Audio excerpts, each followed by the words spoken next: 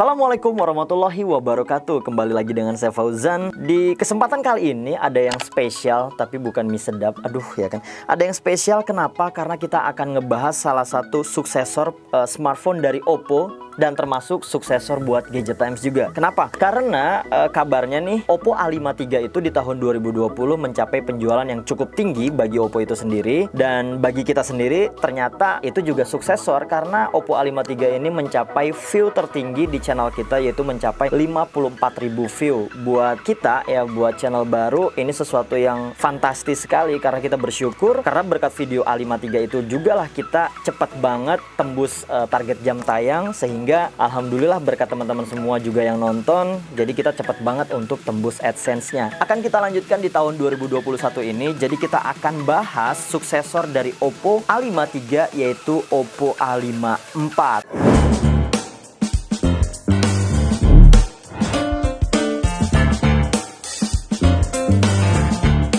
Jadi seperti ini Oppo A54 yang kurang lebih memiliki ukuran layar yang kurang lebih hampir sama, kemudian desainnya hampir sama, hanya saja yang membedakan itu di bagian belakang. A53 kan ada sidik jarinya, nah kalau ini polos. Karena sidik jarinya itu mereka pindahkan di bagian samping atau mereka menyebutnya dengan side fingerprint. Itu yang pertama peningkatannya. Lalu yang kedua peningkatan dari sisi apa? Mereka menggunakan prosesor yang jauh lebih cepat dari yang sebelumnya. Mereka menggunakan MediaTek Helio P35. Jadi udah cukup lumayan lah untuk seukuran handphone seperti ini. Kemudian yang menariknya lagi, mereka tingkatkan penyimpanannya itu hingga 128 GB, sehingga udah lebih dari cukup lah kalau buat pelajar ataupun buat pekerja yang memang membutuhkan smartphone ya untuk lebih kebutuhan dasar seperti mungkin buat nonton video, belajar online, buat kerja. Ini sebetulnya udah lebih dari cukup. Terakhir yaitu peningkatan yang cukup menarik adalah dari sisi IPX4-nya, karena handphone ini tuh ternyata dia punya ketahanan terhadap air hujan. Wow.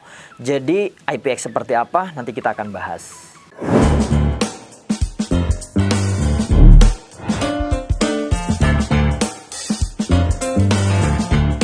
Oke, kemudian sekarang kita lihat di bagian belakang atau bagian detail yang lainnya. Kita lihat dulu aja di bagian bawahnya terlebih dahulu ya.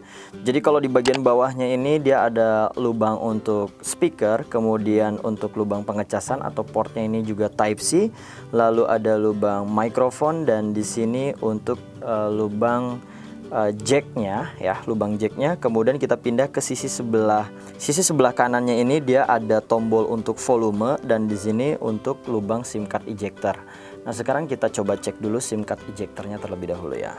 Oke, jadi SIM card ejectornya ini dia tersedia 3 slot kartu, jadi memungkinkan kita untuk menggunakan 2 SIM card sekaligus expand untuk memory cardnya seperti itu. Selanjutnya di bagian atasnya ini dia polos, sebetulnya di bagian atas polos, cuman bagian atas agak ke depannya ini dia ada lubang untuk speaker lagi, dan kita pindah ke bagian sisi sebelah kanannya, dan menurut saya ini adalah bagian yang paling menarik dari A54. Kenapa? Karena mereka mengusung side fingerprint yang notabene biasanya yang menggunakan side fingerprint itu minimal harganya itu 3 juta ke atas, dan ini harganya itu di bawah 3 jutaan. Nanti kita bahas di bagian akhir. Cukup menarik dan cukup inovatif. Kenapa? Karena side fingerprint ini menarik dan memudahkan kita untuk melakukan aktivitas, karena memang ini sesuai dengan posisi genggaman tangan kita, kurang lebih seperti ini. Jadi pas banget kan di tangan seperti itu. Oke, kemudian kita lihat di bagian kamera belakangnya. Nah, di bagian kamera belakangnya ini mereka menggunakan 3 kamera yang dilengkapi dengan AI, yang dimana masing-masing menggunakan kamera belakang utamanya itu 13 megapiksel. Kemudian kamera lainnya masing-masing 2 megapiksel untuk bokeh dan juga makro. Kemudian ini di sini ada untuk flashnya, dan di sini ada tulisan triple camera. Kayaknya kita jangan langsung ke depan dulu ya. Di bagian belakang ini ada yang sebetulnya cukup oke sih, tapi bagi saya pribadi sekali lagi kalau glossy itu kan mudah kotor ya. Ini contohnya nih kayak ya, ini kelihatan banget kan kayak sidik jari saya tuh gampang banget gitu nempel di bagian belakang. Tapi ya masih oke sih, ini sebetulnya masih bisa dibersihin, nggak membekas yang gimana-gimana. Tapi lebih bagus lagi kalau untuk teksturnya itu dibuat matte seperti itu. Oke, kemudian ini kita pindah di bagian depan. Nah, yang di bagian depan juga ini cukup oke karena mereka menggunakan desain layar dari mereka menyebutnya, kalau Oppo itu mereka menyebutnya dengan single punch hole atau satu lubang. Dan menarik karena rata-rata di handphone pada umumnya harga 2 jutaan itu mereka menggunakan water drop screen, sedangkan ini udah kekinian banget ya. Jadi cukup menarik di bagian luar atau di bagian desainnya. Untuk di bagian prosesornya sendiri, untuk Oppo A54 ini dia menggunakan prosesor MediaTek Helio P35. Kemudian dia dilengkapi juga dengan ukuran layar 6,5 inch dengan resolusi HD, dan ini sudah lebih dari cukup sih kalau seandainya untuk pelajar gitu kan, atau buat ya para pekerja yang mungkin pengen handphone dengan durabilitas cukup oke dan harga terjangkau. Ini bisa jadi pilihan karena memang A54 ini seperti di awal saya katakan, dia ini adalah suksesor dari Oppo A53 yang sukses banget di tahun 2020. Jadi mereka sepertinya Oppo pengen mengulang kesuksesan itu di Oppo A54 ini. Dan menurut saya dari sisi peningkatan cukup oke, karena selain itu untuk A54 ini juga dilengkapi dengan penyimpanan yang cukup luas, atau RAM-nya itu 4/128 GB. Jadi ROM-nya itu cukup luas, 128 GB. Ini lebih dari cukup kalau untuk pelajar maupun pekerja yang hanya butuh fungsi pada intinya aja smartphone gitu ya kan.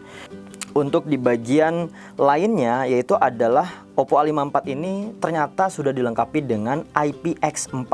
Jadi IP itu seperti yang kita ketahui kan, English Precision atau English Certificate, yang dimana IP ini memungkinkan kita kan di depannya ada IPX4 gitu. X itu berarti kan biasanya kalau untuk ketahanan terhadap debu dan air itu ada IP67. Jadi angka yang pertama itu untuk ketahanan terhadap debu, yang angka kedua itu ketahanan terhadap air. Nah, ini IPX karena X-nya itu tidak ada untuk ketahanan debu tapi ketahanan terhadap air ya, IPX4, sehingga handphone ini masih memungkinkan untuk tahan terhadap contoh pada saat kondisi sedang hujan ya. Sedang hujan, tiba-tiba hujan, kita menggunakan handphone di bawah air hujan langsung, ini masih cukup aman, kurang lebih seperti itu. Jadi itu tadi di bagian spesifikasinya. Sekarang kita coba lihat ya di bagian yang lainnya atau tentang ponsel, mungkin ada informasi yang bisa kita dapatkan. Jadi sekali lagi ya, ini Oppo A54. Untuk sistemnya nih, ColorOS-nya memang dia masih menggunakan ColorOS yang versi 7.2, tapi ini udah cukup oke. Versi Android-nya juga yang 10, dan kurang lebih seperti ini untuk spesifikasi dari Oppo A54.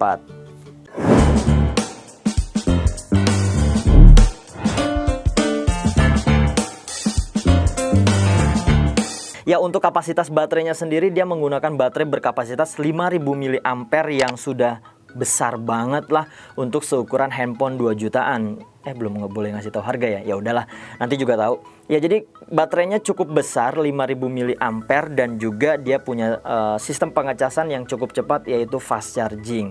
Dan oke teman-teman, intinya kesimpulan dari Oppo A54 ini, harganya berapa sih? Harganya itu beda 200.000 dengan si pendahulunya atau suksesornya. A53 itu dibanderol dulu pertama kali keluar 2,5 juta, sedangkan A54 ini 2,7 juta. Jadi bang, worth it nggak sih untuk ukuran A54 atau kayak kita nambah 200.000? Ya menurut saya worth it lah. Coba bayangin kalau seandainya kalian punya 200.000 nih, beli A53, bawa ke tempat ya toko spare part handphone gitu ya kan, bilang mau dong handphonenya ini fingerprintnya dipindah ke samping ya kan, terus dilengkapi dengan IPX4, lalu memorinya ditingkatin dan mesinnya diganti. Kayaknya nggak mungkin bisa ya kan.